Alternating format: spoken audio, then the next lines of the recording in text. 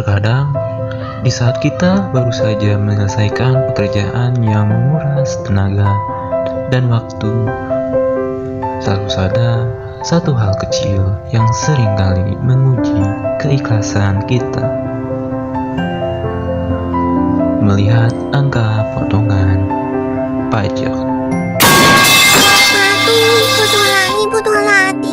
Dikit-dikit panjang. Mending mau bantu. Malak doang kerjanya. Kita mungkin pernah bergumam di dalam hati. Untuk apa kita bekerja keras jika pada akhirnya sebagian hasil keringat kita harus dipotong oleh negara?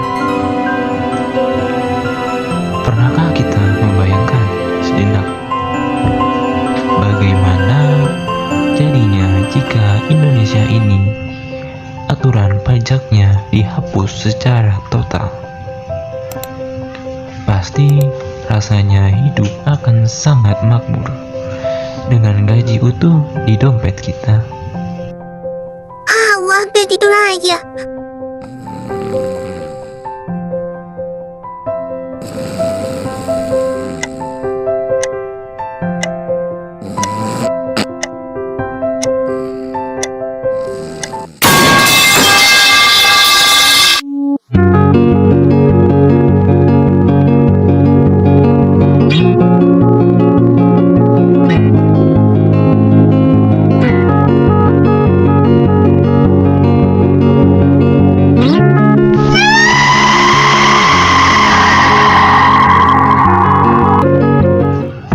Namun, mari kita bayangkan jika dunia tanpa pajak itu benar-benar terjadi. Ketika kita melangkah keluar pintu, suasana mungkin akan terasa sangat berbeda. Fasilitas umum yang biasa kita nikmati secara bebas perlahan berubah menjadi ladang bisnis swasta. Bayangkan jika setiap jengkal jalan yang kita lewati, keamanan lingkungan, hingga fasilitas publik lainnya dikuasai sepenuhnya oleh swasta. Harga layanan sehari-hari yang dulunya wajar tiba-tiba melonjak tak masuk akal. Coba Ali, pesan ojol aja mungkin lebih murah. 400.000, yang bener aja. Biasanya cuma 20 ribuan.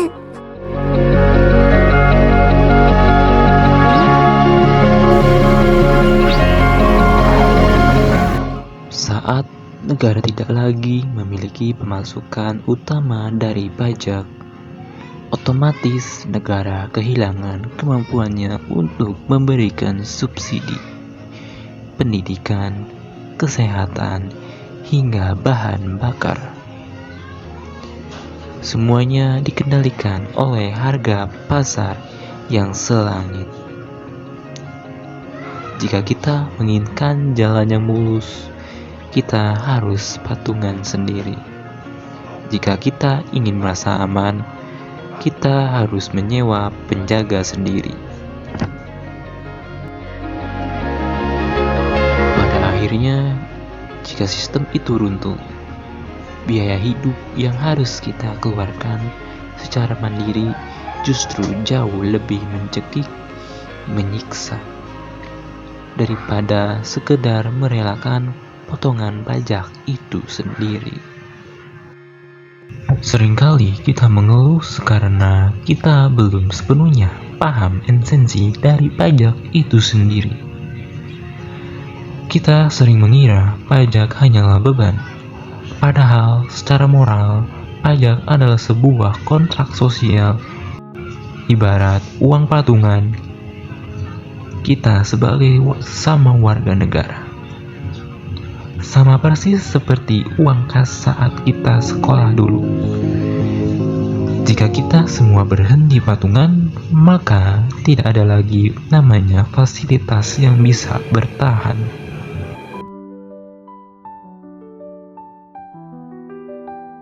Di sisi lain, alasan klasik seperti malas melapor karena ribet harusnya tidak lagi relevan. Negara telah memodernisasi sistem administrasinya menuju ekosistem digital.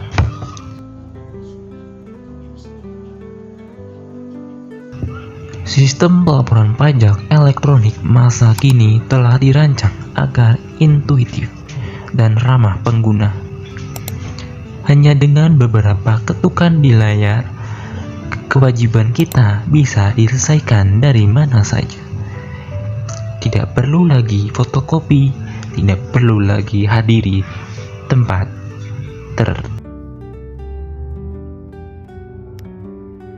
Namun, kita juga harus sadar bahwa pemerintah kini menggunakan teknologi yang canggih yang dapat merekam aktivitas digital kita secara otomatis. Daripada berusaha menghindar yang justru memicu saksi dan masalah baru, bukankah lebih baik patuh secara sukarela agar hidup lebih tenang?